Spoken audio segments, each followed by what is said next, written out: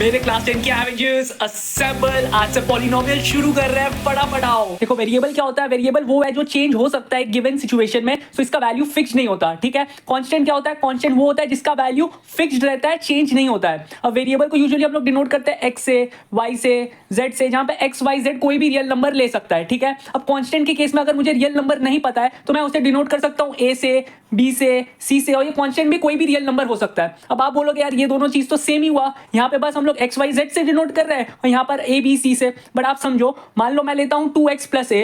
अब मैं बोलता हूँ कि ए का वैल्यू मैं 2 ले रहा हूँ, सो मुझे मिलता है 2x प्लस 2।